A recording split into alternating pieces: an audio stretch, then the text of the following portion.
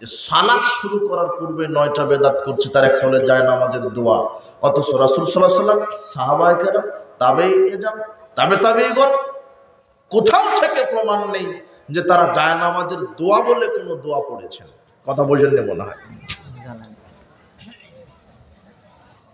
উনি বলছেন জাল হাদিস। জাল হাদিসও নেই পৃথিবীতে, যত হাদিসের কিতাব আছে এর মধ্যে থেকে জাল হাদিসও নেই। 1 নম্বর। 2, জায়নামাজের দোয়া গেল। 2, সালাতের নিয়ত। সালাতের নিয়ত বলে মানুষ, জানেন, মুখে নিয়ত বলে, আরবিতে নিয়ত তৈরি করেছে। অথচ নিয়ত বলার জিনিস নয়, নিয়ত করার জিনিস। কি নিয়ত? অন্তরে করার জিনিস। কিন্তু শয়তান আপনাকে শিখিয়ে দিয়েছে যে নিয়ত বলো। তাও একটা নিয়ত হলে তাও মেনে নেওয়া যায়, নিয়তের অভাব নাই। জোহরের একটা নিয়ত, ফজরের একটা নিয়ত, হ্যাঁ, সুন্নাতের নিয়ত, তারাবির নিয়ত, তাহাজ্জুদের নিয়ত, ইদায়ানের নিয়ত, জানাজার নিয়ত। কথা বুঝেছেন? অথচ এই যে আরবিতে যে নিয়তটা আপনি বলছেন, এটা পৃথিবীর কোন হাদিসের কিতাবে একটা জাল হাদিস দ্বারা প্রমাণিত নয়। যেটা রাসূল সাল্লাল্লাহু আলাইহি ওয়াসাল্লাম নিজে করেননি, করতে বলেন, ওটা হলো বিদআত। তার মানে মুখে নিয়ত বলা কি? বিদআত। 3 নম্বর, ইমাম আলাদাভাবে একটা নিয়ত তৈরি করেছে। সে বলছে আনা ইমাম হাদারা আমা ইয়াহদুরুন, আমি উপস্থিত অনুপস্থিত সবার জন্য ইমাম। এটা একটা বিদআত। ইমাম নিজে একটা নিয়ত তৈরি করেছে। 4 নম্বর বিদআত, যখন মুয়াজ্জিন একামত দিতে শুরু করে তখন দেখবেন অনেক ওই যে 22 হাতের পাগড়ি পেঁচানো শুরু করে দেয়।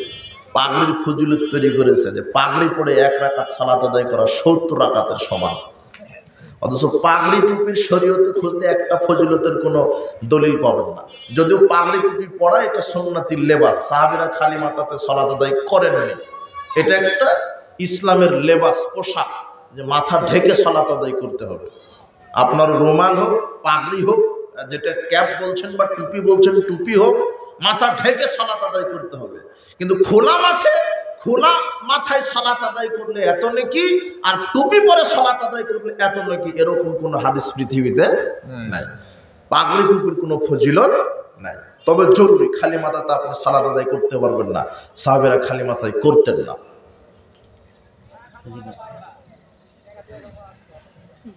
ওই যে পাগড়ি পেঁচা শুরু করলো 22 হাতের, শুধু সালাতের সময় কেন, একামতের সময় কেন? রাসূল সাল্লাল্লাহু আলাইহি ওয়াসাল্লাম সবসময় পাগড়ি পরে থাকতেন। কিন্তু ওই যে একটা জাল হাদিস আছে যে পাগড়ি পরে সালাত আদায় করলে 1 রাকাত 70 রাকাতের সমান। অথচ এটা কি হাদিস? জাল। পাগড়ি পরে 1 জুমা সালাত আদায় করলে 70 জুমার নেকি হবে। এগুলি জাল, ভিত্তিহীন কথা। 5 নম্বর বিদআত, মুয়াজ্জিন সাহেব যখন একামতে বলে আশহাদু আন্না মুহাম্মাদুর রাসূলুল্লাহ, তখন আপনি জবাবে বলছেন সাল্লাল্লাহু আলাইহি ওয়াসাল্লাম। অথচ রাসূল বলছেন ফাকুলু মিসলা মা ইয়াকুলু মুয়াজ্জিন, আযান একামতে মুয়াজ্জিন যা বলবে অনুরূপ বলো। শুধু হাইয়া আলাস সালাহ, হাইয়া আলাল ফালাহ ব্যতীত। হাইয়া আলাস সালাহ সময় কি বলতে হবে? লা হাওলা ওয়ালা কুওয়াতা ইল্লা বিল্লাহ। আস-সালাতু খায়রুম মিনান নাওম, এর জবাবেও আপনাকে বলতে হবে আস-সালাতু খায়রুম মিনান নাওম। এছাড়া আযান একামতে সেম, মুয়াজ্জিন যা বলবে আপনাকেও তাই বলতে হবে। এটা হলো আযানের জবাব। কিন্তু আযান একামতের বাহিরে যখন নবীর নাম শুনবেন তখন আপনাকে সংক্ষিপ্ত হলেও কি পাঠ করতে হবে? কথা বোঝেননি মনে হয়। জি, কেননা রাসূল সাল্লাল্লাহু আলাইহি ওয়াসাল্লাম যেভাবে শরীয়ত মানতে বলেছেন আমাকে ওইভাবেই মানতে হবে। রাসূল সাল্লাল্লাহু আলাইহি ওয়াসাল্লাম বলেছেন আযান একামতে যেভাবে মুয়াজ্জিন বলে অনুরূপ বলো। ফাকুলু মিসলা মা ইয়াকুলু মুয়াজ্জিন, একেবারে মুয়াজ্জিন যেভাবে যেভাবে বলে তোমরা ওইভাবে বলো। 6 নম্বর বেদাত করে আশহাদু আন্না মুহাম্মাদুর রাসূলুল্লাহ। এটা শোনার সাথে সাথে অনেক দেখবেন যে 2 বৃদ্ধাঙ্গুলিতে চুমা দিয়ে চোখ মাসা করছে। কথা বুঝেননি? অথচ এটা রাসূল সাল্লাল্লাহু আলাইহি ওয়াসাল্লাম থেকে প্রমাণিত না। 7 নম্বর বেদাত, একামত দেওয়ার সময় যখন মুয়াজ্জিন বলে কদ কামাতিস সালাহ, কদ কামাতিস সালাহ, তখন বলছে আকামা আল্লাহু আদামা। এটাও বলা বেদাত। ও জবাব কে তৈরি করলো? ওটা কে দিল এর ভিতরে? নিশ্চয়ই শয়তান। কেন রাসূল সাল্লাল্লাহু আলাইহি ওয়াসাল্লাম থেকে প্রমাণিত না। কথা বুঝেছেন? তাহলে কয়টা বেদাত হলো? 60টা। 8 নম্বর বিদআত হচ্ছে ইমাম যখন দাঁড়াচ্ছে, মুয়াজ্জিন একামাত দেওয়ার পূর্বেই মুয়াজ্জিন বলছে এখন দাঁড়ান, কাতার সোজা করেন, এখন একামাত দিব। অথচ একামাত মানেই দাঁড়ানোর জন্য প্রস্তুতি নেওয়া, দাঁড়ানো। কথা বোঝেন নিব না? কথা বলছেন। একামাত হলো আরবি, একামাতের বাংলা হলো দাঁড়ানো, দাঁড়ানোর জন্য আহ্বান করা। অথচ মুয়াজ্জিন আগেই বলছে যে আসেন কাতার সোজা করেন, এরপরে সব কাতার ঠিক করার পরে একামাত দিচ্ছে। কথা বুঝেন নে? আর একটা আমার মনে আসছে না, আরো অনেক আছে। তার একটা আরেকটা আছে ওই যে চার আঙ্গুল আধাত ফাঁকা রেখে কাতারে দাঁড়ানো, এটাও বিদআত। কথা বুঝেছেন? যখন জামাতে কাতারে দাঁড়ায় না, দাঁড়ায়, তখন 4 আঙ্গুল আধাত ফাঁকা থাকে না? থাকে। ওই যে ডেলিভারি দিছে শয়তান, বলছে যে বেয়াদবি হবে। কি হবে? বেয়াদবি হবে, পায়ের সাথে পা লাগালে বেয়াদবি হবে। অথচ রাসূল বলছেন রাফাল্লাহু বিদারাজাতান, রাসূল সাল্লাল্লাহু আলাইহি ওয়াসাল্লাম বলছেন পায়ের সাথে পা মিলিয়ে দাঁড়ালে আল্লাহ তার মর্যাদা বৃদ্ধি করে দেবেন। আর শয়তান বলছে কি? বেয়াদবি হবে। কথা বুঝেছেন? এরকম এই যে সালাত শুরুই করেন, শুধু প্রস্তুতি নিচ্ছে। কথা বোঝেন নি মনে হয়? তাতে 9টা বিদআত হলো। আরো আছে, ওটা গবেষণা করে আরো খুঁজতে তারা আরো পাওয়া যাবে। কেননা কিয়ামত পর্যন্ত শয়তান আরো কত আবিষ্কার করবে, সেগুলো আমাদেরকে বলা লাগে, আর আপনি আমাদেরকে গালি দেন। তোমার হুজুর হেলিকপ্টার নিয়ে আসে, 1.5 লক্ষ টাকা দিতে হয়, সব হরিণ ব্যাংক ইচ্ছা গল্প করে চলে যায়। তোমার হুজুরের এত জনপ্রিয়তা, শুধু একটা বলার কারণে এখন লোড সামলাতে পারছে না। যদি জনগণকে বলতো 10 লক্ষ জনগণের সামনে যে এটা শিরক, এটা বেদাত, তাহলে তোমার হুজুর 10,000 লোককে সামনে পেত না। কথা বলছেন না? মনে হয় জনগণ যাচাই, ওই মানের বক্তব্য দিলে তো জনপ্রিয়তা ঠিকই হয়। কিন্তু যখন বলবেন যে এটা বেদাত, এটা শিরক, যখন হক কথা বলবেন তখন হক কথা মানুষ গ্রহণ করবে না, তখন জনপ্রিয়তা কেটে যাবে। সব যত গালি আমাদেরকে খেতে হয়, দেন গালি। সাহাবা রাসূল সাল্লাল্লাহু আলাইহি ওয়াসাল্লামকে গালি দিয়েছে, আপনি গালি দিচ্ছেন, আপনার পাপ হচ্ছে, আমার নেকি হচ্ছে। আল্লাহ আপনাকে সঠিক বুঝদান করুন। বলছিলাম রাসূল সাল্লাল্লাহু আলাইহি ওয়াসাল্লাম বলছেন, যে ব্যক্তি কোনো আমল করলো আর সে আমল যদি আমার দেওয়া না হয়, তাহলে সেটা প্রত্যাখ্যাত, বাতিল হবে। তার সালাত শুরু করতেই এতটা বেদাত, ওযুর শুরুতে বেদাত, ওযুর শেষে বেদাত, আযানে বেদাত, জানাজায় বেদাত, ইদায়নে বেদাত, সব জায়গাতে নতুন নতুন আমল শয়তান আবিষ্কার করেছে। ওযুর দোয়া তৈরি করেছে, বলছে বিসমিল্লাহির রহমানির রহিম, আল ইসলামু হাক্কুন আল কুফরু বাতিলুন আল ঈমানু নূরুন আল কুফরু যুলমাতুন। এটা হলো ওযুর দোয়া। অথচ রাসূল বলছেন ওযুর দোয়া হলো বিসমিল্লাহ। কি? বিসমিল্লাহ। আবার বলছেন যে ওযু শেষ করে সূরা কদর যদি কেউ একবার পাঠ করে, তাহলে বিচার মাঠে সত্যবাদীদের সাথে থাকবে। 2 বার পাঠ করলে শহীদদের সাথে, 3 বার পাঠ করলে নবীদের সাথে। অথচ হাদিস জান, ওটা ভেজালে আমলে আছে। এটা ভেজালে আমল, বুঝেন তো? রাওয়াহুল ভেজালে আমল মানে ফাজাইলে আমল, যেটা 70-80% কথাই স্বপ্নে পাওয়া, স্বপ্নে চলে, স্বপ্নে ডেলিভারি, ওটাই আপনি মানেন। এদের ব্যাগে কোরআন নাই, হাদিস নাই, কি আছে? এদের মেম্বারের উপরে কোরআন থাকে না, হাদিস থাকে না, কি থাকে? ফাজাইলে আমল। ওটাই আপনি ডেলিভারি দেয় আর আপনি খান, কিন্তু তদন্ত করলেন না এটা ভেজাল না খাঁটি। কথা বুঝেছেন? ওযুর শুরুতে বিসমিল্লাহ, ওযুর শেষে রাসূল বলছেন মান তাওয়াল্লা ফাহসানাল উদুয়া, যে ব্যক্তি ওযু করলো, সুন্দর করে ওযু করলো, সুম্মা ক্বাল, এরপরে বলল আশহাদু আল্লা ইলাহা ইল্লাল্লাহু ওয়াহদাহু লা শারীকা লাহু ওয়া আশহাদু আন্না মুহাম্মাদান আবদুহু ওয়া রাসূলুহু। এইটা যে পড়লো, ফুতিহাত লাহু আবওয়াবুল জান্নাতিস সামানিয়া ইয়াদখুলু মিন আইহা শা। এই দোয়া ওযুর শেষে যে পাঠ করবে, আল্লাহ তার জন্য জান্নাতের 8টি দরজা খুলে দেবেন। এটা হাদিসটা তিরমিজির 55 নম্বর হাদিস। তারপরে রাসূল সাল্লাল্লাহু আলাইহি ওয়াসাল্লামের তরিকায় চলবেন না শয়তানের তরিকায়? কথা বোঝেননি? সূরা কদর পাঠ করতে আমি আপনার কাছে বন্ধ করতে আসিনি, এখন পাঠ করেন, অক্ষর প্রতি নেকি পাবেন, কিন্তু ওজুর শেষে পাঠ করতে হবে, এটা তো রাসূল সাল্লাল্লাহু আলাইহি ওয়াসাল্লাম বলেননি। কথা বোঝেননি মনে হয়? আপনার বুঝ অনুযায়ী তো ধর্ম চলবে না, ইসলাম চলবে না। রাসূল সাল্লাল্লাহু আলাইহি ওয়াসাল্লাম যেভাবে বলতে বলেছেন, যখন যতটুকুন করতে বলেছেন, শুনেন, মানহাজ বুঝতে গেলে 5টা ফর্মুলা লাগবে। কয়টা? 5টা। দেখেন, খুব খেয়াল করে শুনবেন। আমার আজকের বক্তব্যের প্রথম এবং শেষে যা মনে রাখেন রাখেন, এই মানহাজের এই 5টা ফর্মুলা আজকে নিয়ে যাবেন। মানহাজ বুঝতে গেলে, মানহাজ বলতে চলার পথ, নীতি, পদ্ধতি। মানহাজ মানে চলার পথ, নীতি, পদ্ধতি। 5টা ফর্মুলা ঠিক থাকতে হবে। 5টা নীতি ঠিক থাকলে মানহাজ ঠিক। যে কোনো আমল করার পূর্বে কয়টা জিনিস লক্ষ্য করবেন? 5টি। তাহলে বুঝতে পারবেন যে হ্যাঁ, আমার মানহাজ ঠিক আছে। এটা আমলের ক্ষেত্রে। আর ঈমানের ক্ষেত্রে রাসূল সাল্লাল্লাহু আলাইহি ওয়াসাল্লাম সাহাবায়ে কেরাম যেভাবে ঈমান এনেছেন, আপনাকে ওইভাবে ঈমান আনতে হবে। এই কথা আল্লাহ বলছেন সূরা বাকারার 137 আয়াতে, ফাইন আমানু বিমিসলি, তারা যদি ওইভাবে ঈমান আনে। কিভাবে? আমানতুম বিহি, তোমরা যেভাবে ঈমান এনেছো।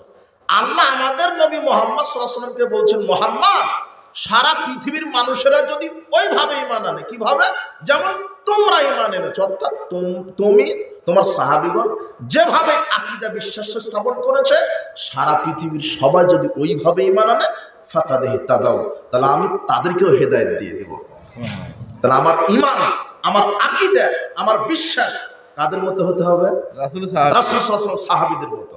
তো সাহাবীদের বিশ্বাস, আকীদা তো আল্লাহ সুবহানাহু ওয়া তাআলা আরশে থাকেন। কোথায়? আরশে। আর আপনার আকীদা বিশ্বাস না, আল্লাহ সব জায়গাতে থাকেন। তাহলে তো বিশ্বাস হলো না রাসূলের মতো, সাহাবীদের মতো। কথা বোঝেননি মনে হয়? রাসূল সাল্লাল্লাহু আলাইহি ওয়াসাল্লাম বলছেন যে একজন রাখালকে আমি জিজ্ঞাসা করলাম, আইনাল্লাহ, আল্লাহ কোথায়? তখন রাখাল বলল, ফিস সামায়ে, আল্লাহ কোথায়? আসমানে। আসমানে, আকাশে, আরশে।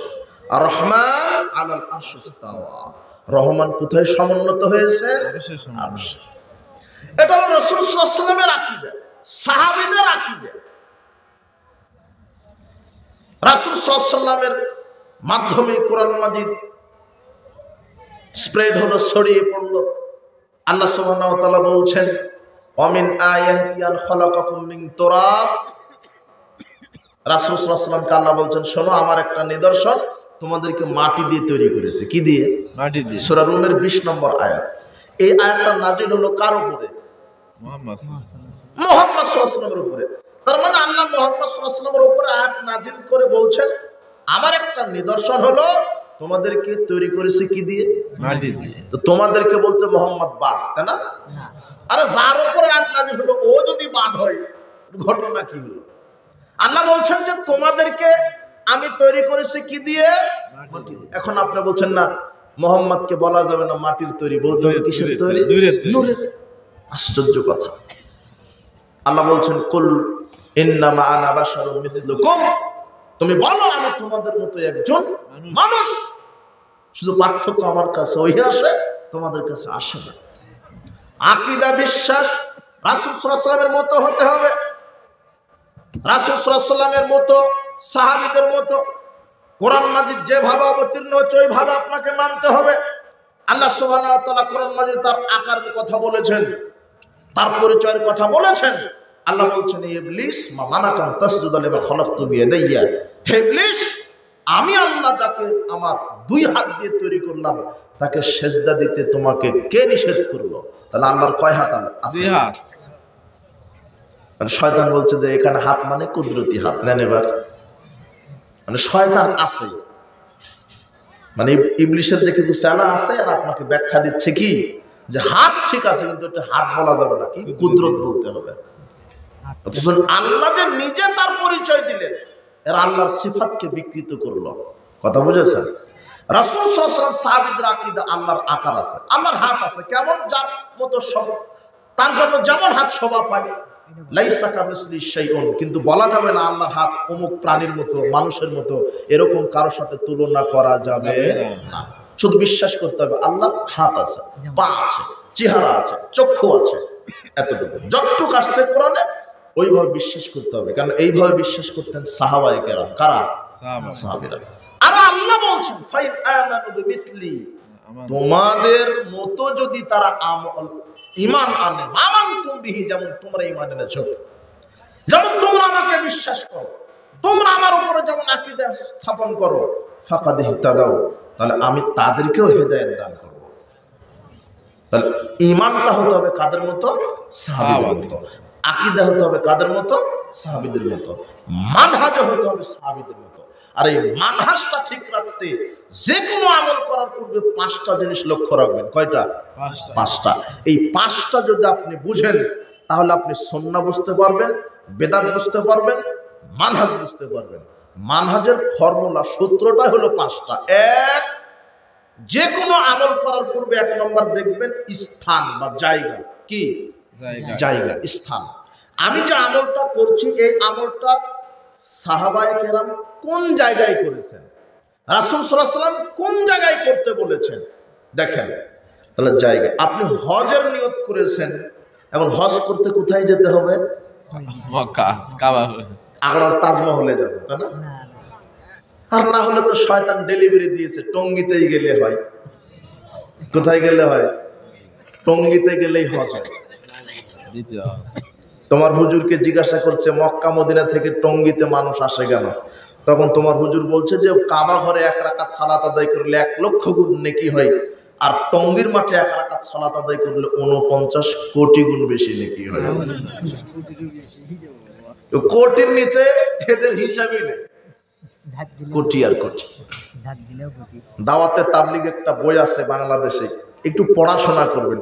85 পৃষ্ঠাতে এই প্রতিবন্ধী মূর্তি, মুফতি বলবেন না এদেরকে, এরা প্রতিবন্ধী, এরা প্রতিবন্ধী। এরা এই মূর্তিকে ফতোয়া জিজ্ঞাসা করছেন যে কেন কাবা ঘর থেকে মানুষ এখানে এসে সালাত আদায় করে, তখন বলছে 49 কোটি গুণ বেশি নাকি হয়।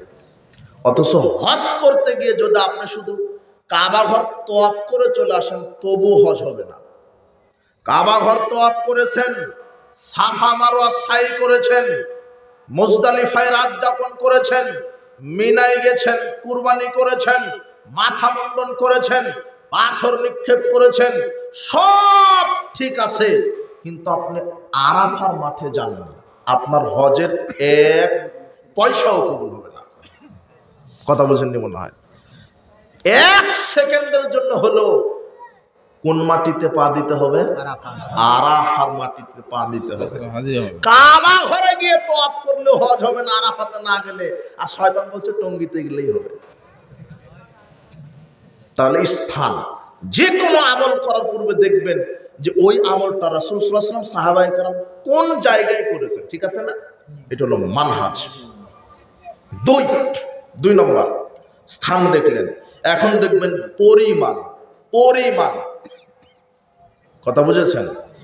আপনি যে আমলটা করতে চাচ্ছেন ওটা রাসূল সাল্লাল্লাহু আলাইহি ওয়াসাল্লাম সাহাবায়ে কেরাম কি পরিমাণ করেছেন। ওই যে একটা হাদিসে ইবারত করেছে, মনে আছে না? 3 জন লোক গিয়ে বলছেন আমরা সারা রাত কি করব? সালাত আদায় করব, ঘুমাবো না, আমি বিবাহ করব না, আমি প্রতিদিন সিয়াম রাখবো। কিন্তু রাসূল সাল্লাল্লাহু আলাইহি ওয়াসাল্লাম বলছেন তোমাদের পরিমাণ ঠিক না, খুব বেশি হয়ে গেছে, এই জন্য তোমরা আমার উম্মতের অন্তর্ভুক্তই না। কথা বুঝেননি মনে হয়? তাহলে পরিমাণ বলতে রাসূল সাল্লাল্লাহু আলাইহি ওয়াসাল্লাম সাহাবায়ে কেরাম যে আমল যেভাবে যতটুকু করেছেন আপনাকে ততটুকুই করতে হবে। কথা বুঝেননি মনে হয়? পরিমাণ, পরিমাণ ঠিক রাখবেন। এগুলি ব্যাখ্যা দিতে অনেক। এরপরে 3 নম্বর দেখবেন কারণ।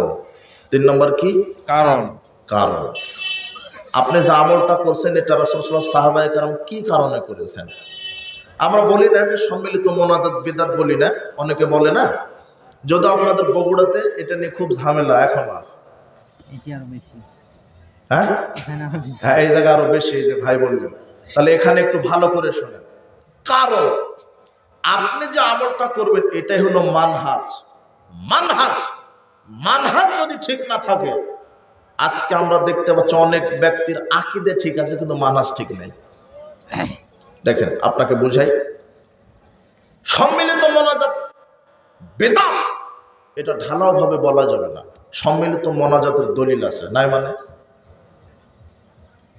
সম্মিলিত মোনাজাত বেদাত এই কথা ডাইরেক্ট বলা যাবে না। রাসূল সাল্লাল্লাহু আলাইহি ওয়াসাল্লাম সালাতুল ইস্তিসকা, বৃষ্টি প্রার্থনার সালাত আদায় শেষে সাহাবীদের সবাইকে নিয়ে সম্মিলিত কি করেছেন? কি দলিল নাই? ইল্লাল ইস্তিসকা। কথা বুঝেননি? কুনুতে নাজেলা যখন পাঠ করেছেন সাহাবীদেরকে নিয়ে কি করেছেন? দলিল নাই। তা আপনি বলছেন মোনাজাত বেদাত সম্মিলিত, কে বলেছে? সম্মিলিত মোনাজাত কে বলেছে বেদাত? সম্মিলিত মোনাজাত জায়েজ, কিন্তু দেখতে হবে আপনি করছেন কি কারণে, কোন জায়গায়, কোন জায়গায়। 5টা ফর্মুলা, মানে সূত্র বুঝেন কি সূত্র? এই সূত্র ছাড়া কিন্তু অঙ্ক হবে না। ঠিক এই 5টা ফর্মুলা ছাড়া আপনার আমল কবুল হবে না। নেন দেখি আপনি টঙ্গীর মাঠে 14 বার আপনি তওয়াফ করে এসে বলেন তো আমার হজ হয়েছে, বলেন তো দেখি। তাহলে জায়গা কোন জায়গা? আরাফা। কথা বুঝেননি মনে হয়, বুঝতে পেরেছেন?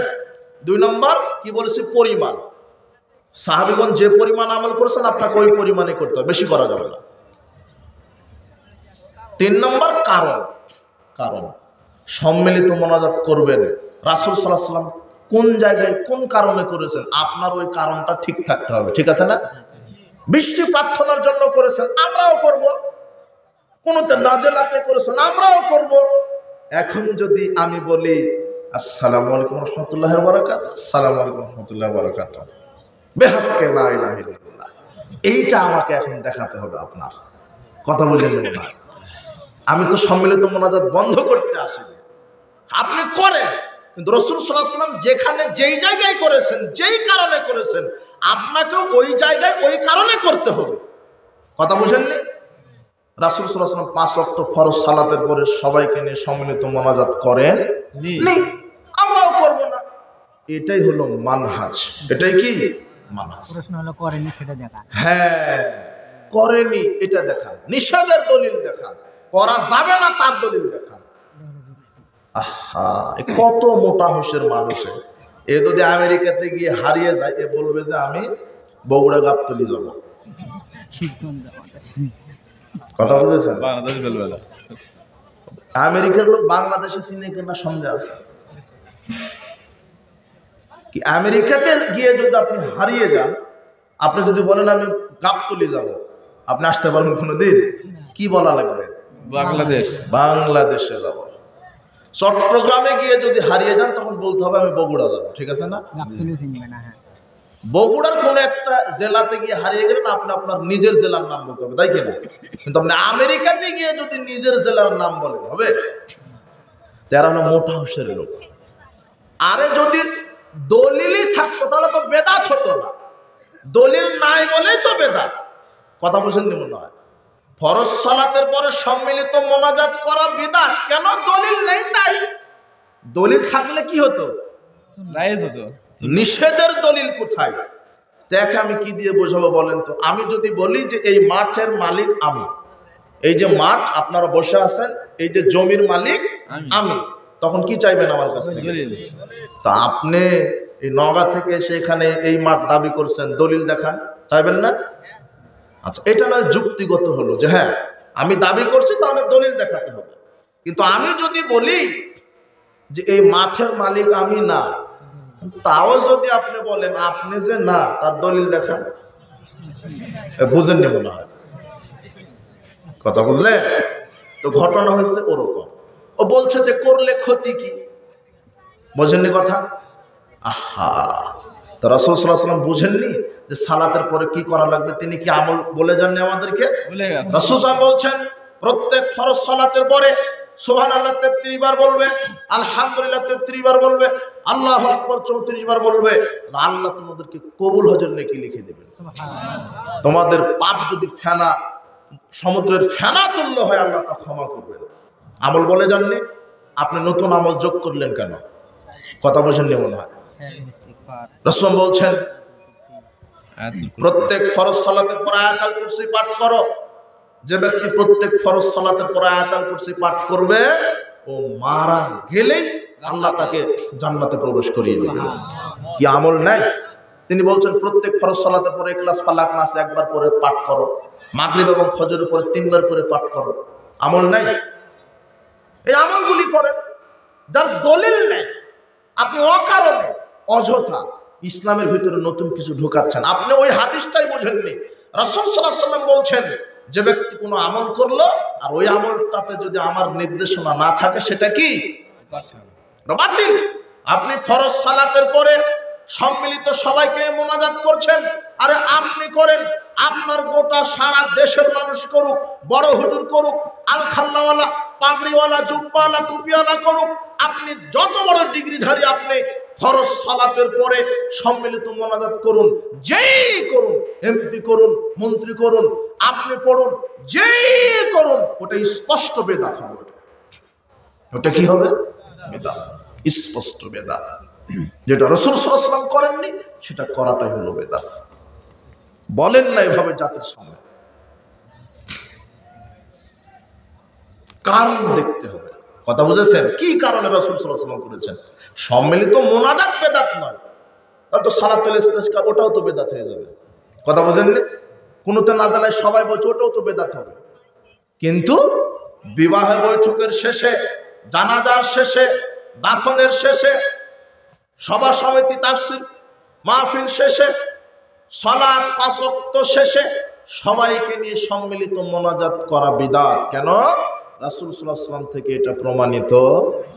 মোনাজাত ব্যক্তিগত ব্যাপার। আপনি পাপ করেছেন, আপনি হাত উঠিয়ে আল্লাহর কাছে দোয়া করেন, এইভাবে মোনাজাত করেন হাত উঠিয়ে। আল্লাহ খালি হাতকে ফেরত দিতে লজ্জাবোধ করেন। আপনি পাপ করেছেন, আপনি আল্লাহর কাছে চাইবেন। বলছিলাম 5টি ফর্মুলা। 1 নম্বর আপনি দেখবেন স্থান বা জায়গা, 2 নম্বর পরিমাণ, 3 নম্বর দেখবেন কারণ, 4 নম্বর হচ্ছে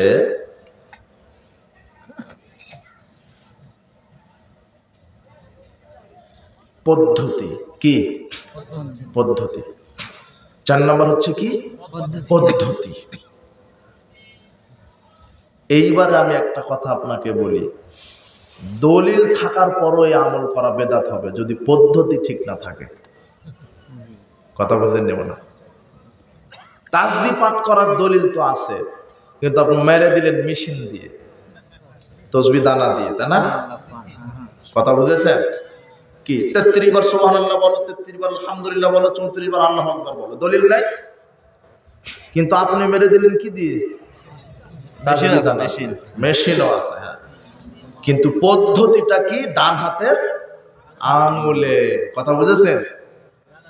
আয়াতুল কুরসি পাঠ করার দলিল আছে, কিন্তু আপনি আয়াতুল কুরসি পাঠ করে অনেক মুরব্বীকে দেখবেন দাড়ি একটা সরায়া বুকে ফু মেরে দিল। কথা বুঝেছেন? পদ্ধতি ঠিক নাই। মুসাফার দলিল আছে।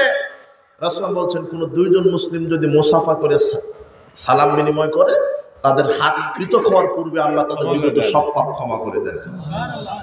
কিন্তু এটা দলিল হচ্ছে পরস্পরের 2 হাত। পরস্পরের কয় হাত? কিন্তু আপনি 3 হাত 4 হাতে যদি মাসা করেন, মুসাফা করেন, আর পাপ ক্ষমা হবে না। কথা বুঝেন নি মনে হয়?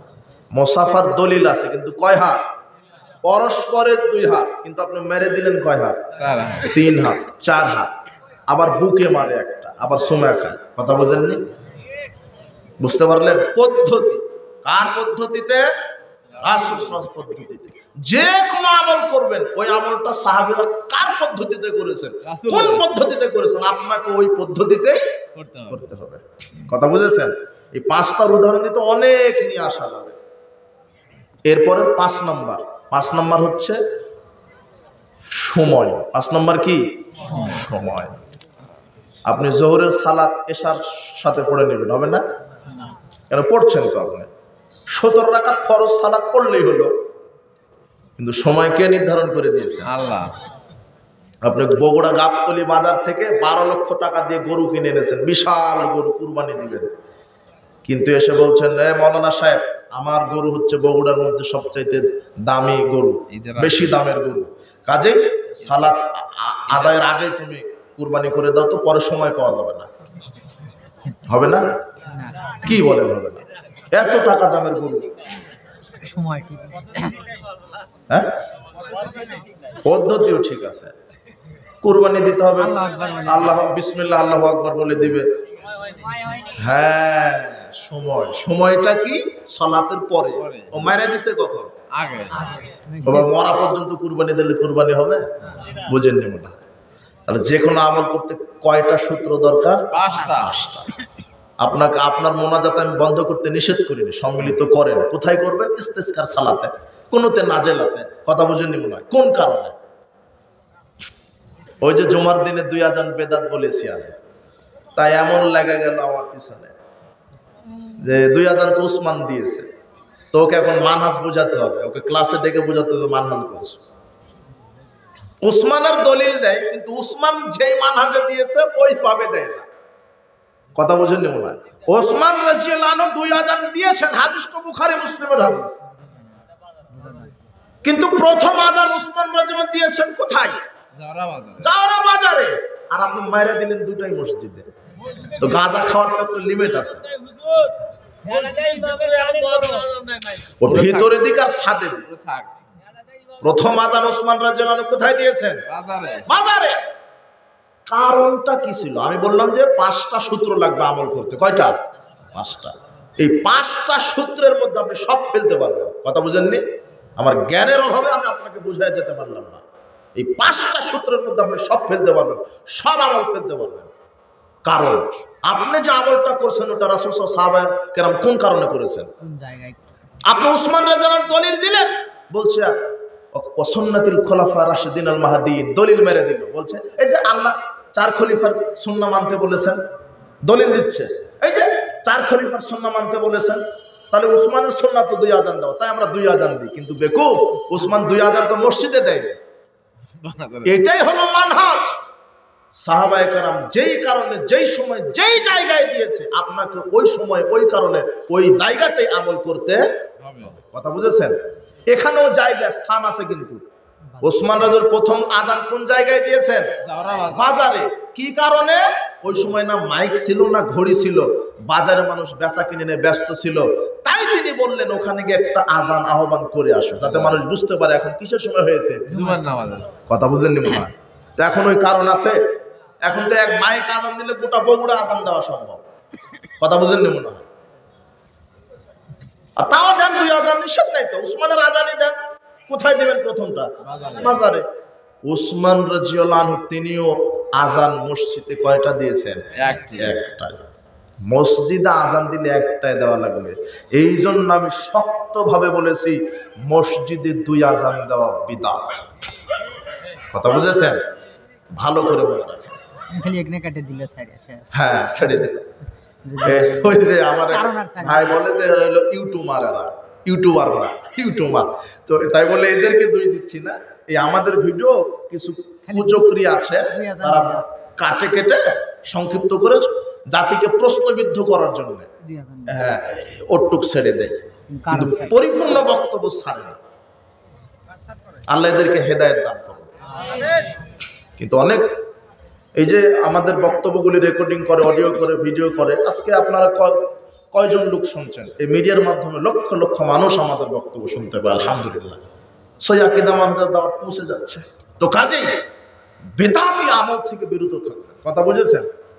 বেদাত যে করে, সর্বশেষ বেদাতের ব্যাপারে একটা বেদাতের ভয়াবহ একটা হাদিস রাসূল বলছেন, ইন্নী ফারাতুকুম আলাল হাউদ, আমি সর্বপ্রথম হাউজে কাউসারে যাব। মান মাররা আলাইয়া শারাবা, যে ব্যক্তি আমার পাশ দিয়ে যাবে সে পানি পান করবে। ওমান শারাবা লাম ইয়াজমা, যে একবার পানি পান করবে সে জান্নাতে প্রবেশ করা পর্যন্ত আর পিপাসিত হবে না। লা ইয়ারিদাল্লাহু আলাইয়া কওমুন, আমি পানি পান করাতে করাতে দেখবো হঠাৎ করে আমার সামনে কিছু উম্মত আমার চলে এসেছে, কিছু লোক, আরিফুহুম ওয়া ইয়ারিফুনানি, আমি তাদেরকে চিনতে পারবো, তারাও আমাকে চিনতে পারবে। সুমহালু বাইনা বাইনাহুম, এরপরে আমার এবং তাদের মাঝে একটা আর সৃষ্টি করা হবে। ফাকুলু ইন্নাহুম মিন্নি, আমি বলবো আল্লাহ এরা তো আমার উম্মত। ফায়ুকালু লা তাদরি মাহদাসু বাদা, আমাকে বলা হবে না না আপনি জানেন না, আপনার মৃত্যুর পরে আপনার এই শরীয়তের ভিতরে নতুন নতুন আমল তৈরি করেছে। তো তখন রাসূল বলছেন সৌকান সৌকান লেমান গায়্যার বাদি, দূর হয়ে যাও আজকে আমার সামনে থেকে, দূর হয়ে যাও যারা আমার মৃত্যুর পরে আমার শরীয়তে নতুন নতুন ইবাদত চালু করেছো, আজকে তোমরা দূর হয়ে যাও। এই কপাল পোড়া, তার মানে এই হাদিসও প্রমাণ করে বেদাতীরা রাসূলের সুপারিশ পাবে না। এই বেদাতে আমল করা থেকে বিরত থাকবেন, ঠিক আছে না? যে আমলই করবেন রাসূলের সুন্নাহ অনুযায়ী, বেদাত খুব ভয়াবহ অপরাধ। আমি কয়েছি রাসূলের সুন্নাহ অনুযায়ী, রাসূলের সুন্নাহ অনুযায়ী আমল করতে হবে। বাগদাদার দোহাই দিয়ে নয়, বড় হুজুরের দোহাই দিয়ে নয়। এই কিছু মৌলভী আছে আর মুরব্বী আছে, এরা সোজা হবার চায় না, বুঝলেন? কয়েছে তোরাই তো নতুন বার করলো, আগে তো চলতেছে। হ্যাঁ, ওই যে আগে চলতেছিল। তো আগে তো আপনার আব্বা আম্মা হলো খড় দিয়ে ভাত রান্না করেছে, এখন গ্যাস দিয়ে রান্না করেন কেন? ডিজিটাল হয়েছে, তাই না? বাপদাদারটা চলবে, তাহলে গ্যাস তো চলবে না। ও জাতে মাতাল, তাহলে ঠিক আছে। বড় বড় আলেম করছে, বড় বড় আলেম করছে। হ্যাঁ, সময় নাই, কিছু আলেম রূপী শয়তান ওদের ব্যাপারে বক্তব্য আমি দিতে চাইলাম, কিন্তু আমি কি বলছি আল্লাহ আমাদেরকে সঠিক বোঝার তৌফিক দান করো। আমি এটা বোঝাতে চাইলাম যে আমার ইবাদতটা সুন্নাহ অনুযায়ী হতে হবে, রাসূলের তরিকা অনুযায়ী হতে হবে। আমল কম হলেও কার তরিকা, আমল বেশিও হলেও যদি রাসূলের তরিকা না হয়, তাহলে সে আমল কি হবে? বাতিল, ওটা হবে বিদআত। আর বেদাতের পরিণাম কি? জাহান্নাম। তাই বলে যারা মুরব্বী আছেন, মৌলবী আছেন, এদের প্রতি একটা মেসেজ দিই, আল্লাহ আপনাদেরকে সঠিক কোরআন এবং সহিহ সুন্নাহ বোঝার তৌফিক দান করুন। রাসূল সাল্লাল্লাহু আলাইহি ওয়াসাল্লাম বলছেন, ওয়াহুমুল্লাযীনা ইসলিহুনা মা আফসাদান নাস মিন বাদি মিন সুন্নতি। রাসূল সাল্লাল্লাহু আলাইহি ওয়াসাল্লাম বলছেন, যারা আমার সুন্নাহকে সংশোধন করে নেবে, আমি তাদের জন্য জান্নাতে তুবা নামক গাছের সুসংবাদ দিচ্ছি। সুন্নাহকে সংশোধন করে নিতে হবে, বেদাত ছেড়ে দিবেন, সুন্নাহ অনুযায়ী আমল করবেন। এটা রাসূলের মেসেজ আল্লাহর পক্ষ থেকে। কিন্তু আল্লাহ সুবহানাহু ওয়া তাআলা কোরআনে আরেকটা মেসেজ দিয়েছেন, ইল্লা মান তাবা ওয়া আমানা ওয়া আমিলা আমালান সলিহা। যে ব্যক্তি তওবা করে সংশোধন হয়ে ফিরে আসে, সৎ আমল করতে থাকে, ফাউলাইকা ইউবাদদিরুল্লাহু সাইয়্যাতিহিম হাসানাত। আল্লাহ বলছেন, আমি তার বিগত যত ভুল হয়েছিল, পাপ হয়েছিল, সব ভুলগুলিকে সংশোধন করে দিয়ে সব পাপগুলিকে তো আমি ক্ষমা করি, বিগত সব পাপগুলিকে আমি নেকি করে দিই। এই জন্য ভুল সংশোধন করে নেবেন, গোড়ামি করবেন না, তর্ক করবেন না। কোরআন এবং সহিহ সুন্নাহর সামনে নিজেকে বিনয় করুন, নম্রতার সাথে, শিষ্টাচারের সাথে। সুন্নাহ অনুযায়ী আল্লাহ তুমি আমাদেরকে আমল করার তৌফিক দান করুন। সব জায়গাতে শয়তান, ওই যে শেষ কথা একটা বলে দিই, যেই আমলে যত ফজিলত, শয়তান সেখানে কি ঢুকায় দিছে? বিদআত। ওই যে বললাম না যে পরস্পর দুই হাতে সালাম দিলে কি হয়? এই যে দুই হাত পৃথক হওয়ার পূর্বে কি হয়ে যায়? সব পাপ ক্ষমা। তাবরানী আওসাতের মধ্যে একটা হাদিস আসছে, কি চমৎকার হাদিস, সুবহানাল্লাহ। রাসূল বলছেন, ইন্নাল মুমিনা ইযা লাকিয়াল মুমিন, যখন একজন মুমিন আরেকজন মুমিনের সাথে সাক্ষাৎ করে, ফাতাসাফাহা, মুসাফা করে, ফাখাযা বিয়াদিহি, তার এক হাত ধরে, কয় হাত? এক হাত ধরে, তানাফারাত খাতায়াহুমা কামা ইয়াতানাসার ওয়ারাকুশ শাজার। রাসূল বলছেন, পরস্পরের দুই হাতে যারা মুসাফা করে, এদের পাপ কাল ওইভাবে ঝরিয়ে দেন যেমন শীতকালে গাছ থেকে পাতা ঝরে যায়। কি ফজিলতপূর্ণ একটা সালামের ফজিলত। রাসূল বলছেন, এই শোনো, এই লোকেরা, তোমরা জান্নাতে যেতে পারবে না যতক্ষণ না ইমানদার না হবে। তোমরা ততক্ষণ ইমানদার হতে পারবে না যতক্ষণ না পরস্পরকে ভালো না বাসবে। একটার সাথে একটা রিলেটেড করে দিচ্ছেন। তোমরা জান্নাতে যেতে পারবে না যতক্ষণ না ঈমান না আনবে। তোমরা ততক্ষণ ঈমানদার হতে পারবে না যতক্ষণ না পরস্পরকে ভালো না বাসবে। আমি কি তোমাদেরকে বলে দিব না কোন আমল করলে পরস্পরে ভালোবাসা বৃদ্ধি হয়? সাহাবারা বলছেন, হ্যাঁ বলেন। বলছে যে তোমরা বেশি বেশি সালাম প্রচলন করো। সালামের ফজিলত, কারণ সালাম প্রচলন করলে জান্নাত ওয়াজিব হয়ে যায়। সুবহানাল্লাহ, কত ফজিলতপূর্ণ আমল এই সালামটা। পরস্পর দুই হাতে সালাম দিলে পাপ ঝরে যায়। কিন্তু শয়তান চিন্তা করলো, ওই যে দুধের ভিতরে পেশাব কি করে দিয়েছে, ছেড়ে দিয়েছে। শয়তান চিন্তা করলো, না এত ফজিলতপূর্ণ আমল কবুল হতে দেওয়া যাবে না, তাই দুই হাতের মধ্যে কয় হাত ঢুকাই দিছে শয়তান। হ্যাঁ, ওই যে ইয়াগফিরুল্লাহু লানা ওয়া লাকুম, এটাও মেরে দিছে। বউকে মারে সুমা খায়, কথা বুঝেননি? এই আমলটাকে কি করে দিল, নষ্ট করে দিল। রাসূল বলছেন মান ক্বালা হিনা ইয়াসমাউন নিদা, আমি কয়েক মিনিটে শেষ করে দেব। এই শুধু বোঝাচ্ছি যে শয়তান এই সৎ আমলের মধ্যে, ফজলতপূর্ণ আমলের মধ্যে বেদাত ঢুকিয়ে আপনার আমলকে নষ্ট করে দিচ্ছে। রাসূল বলছেন যে ব্যক্তি আযান শোনার পরে বলে, কি বলে? আল্লাহুম্মা রাব্ব হাযিহিদ দাওয়াতিত তাম্মা ওয়াস সালাতিল কায়িমা আতি মুহাম্মাদানিল ওয়াসিলাতাল ফাদিলা ওয়া বা'আথ মাকামা মাহমুদানিল্লাযী ওয়া'আদতা। এটা কিসের দোয়া? আজানের পরে দোয়া। রাসূল সাল্লাল্লাহু আলাইহি ওয়াসাল্লাম বলছেন হাল্লাত লাহু শাফাআতি ইয়াউমাল কিয়ামা। রাসূল বলছেন কেউ যদি আযানের পরে এই দোয়াটা পাঠ করে আমার সুপারিশ তার জন্য কিয়ামতের মাঠে ওয়াজিব হয়ে যায়। কিন্তু সুবহানাল্লাহর 12টা শয়তান বাজায় দিয়েছে। ওই যে ওয়াদ-দারাজাতার রাফিয়া ওয়ারযুকনা শাফাআতাহু ইয়াউমাল কিয়ামা ইন্নাকা লা তুখলিফুল মিআদ। এটা নিয়েও দেখছি ট্রল শুরু হয়েছে ফেসবুকে। আমি বললাম যে ইন্নাকা লা তুখলিফুল মিয়াদ, এটা শয়তান ঢুকায় দিয়েছে। এটা কিন্তু কোরআনের আয়াত, সূরা ইমরানের 194 নম্বর আয়াত। আমি বলছি এটা শয়তান ঢুকায় দিয়েছে। ও বলছে যে এটা আয়াত নাকি শয়তান তৈরি করছে, এটা ঢুকে দিয়েছে। আয়াত আয়াতের জায়গায় মিনহা খালাকনাকুম ওয়া ফিহা নুঈদুকুম ওয়া মিনহা নুখরিজুকুম তারাতান উখরা। আয়াত তো কোরআনের আয়াত, কিন্তু ওখানে কবরে গেল কেন আয়াত? মাটি দেওয়ার সাথে আর কি সম্পর্ক? কথা বুঝেননি মনে হয়? তো আয়াত তো কোরআনের আয়াত, এই আযানের দোয়ার শেষে এটা বলতে হবে কেন? হ্যাঁ বলতাম আমি, যদি কে বলতে বলতো? মুহাম্মদ সাল্লাল্লাহু আলাইহি ওয়াসাল্লাম।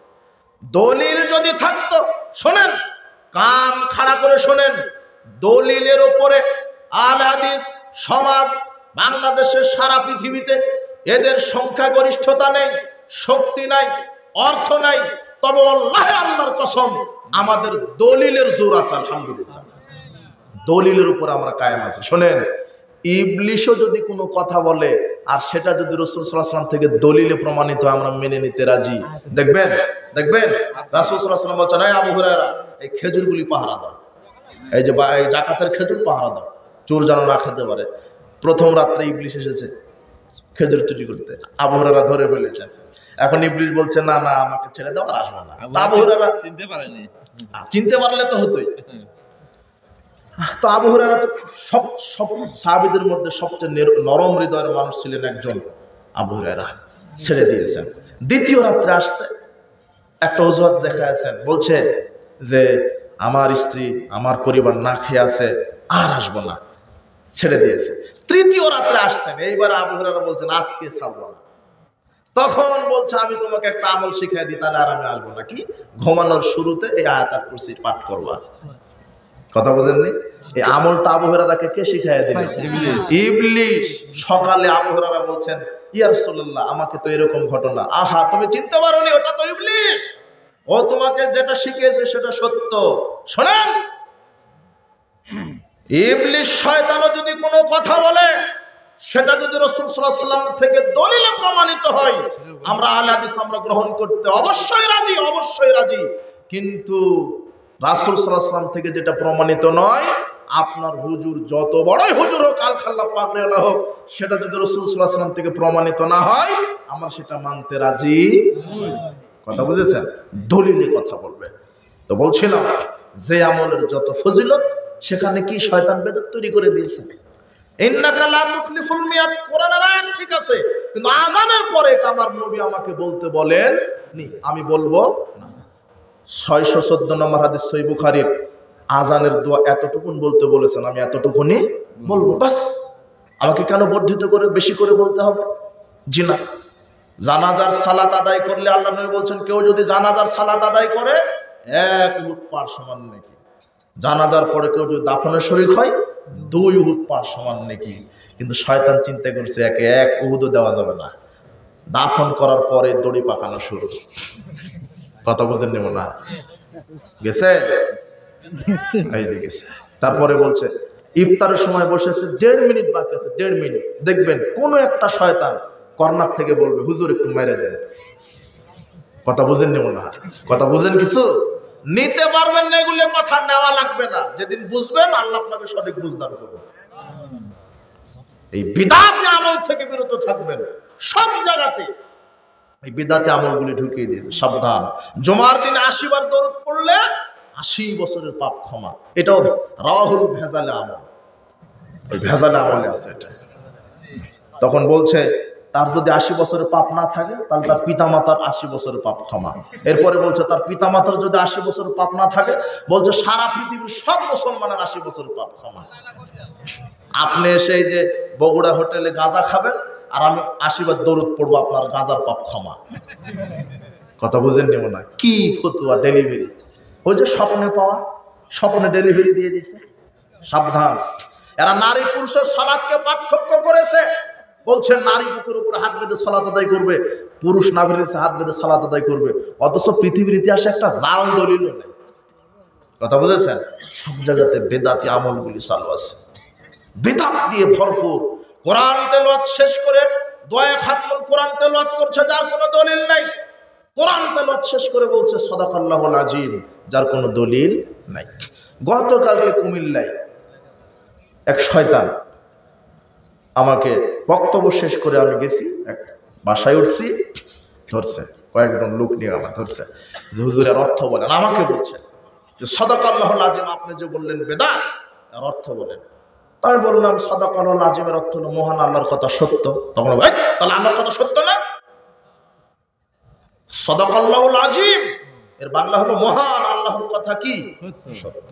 মানে খেপে গিয়ে বলছে সত্য না, আল্লাহর কথা সত্য না। আমি বললাম কথা তো ঠিক আছে, কিন্তু এটা তো রাসূল সাল্লাল্লাহু আলাইহি ওয়াসাল্লাম বলতে বলেননি।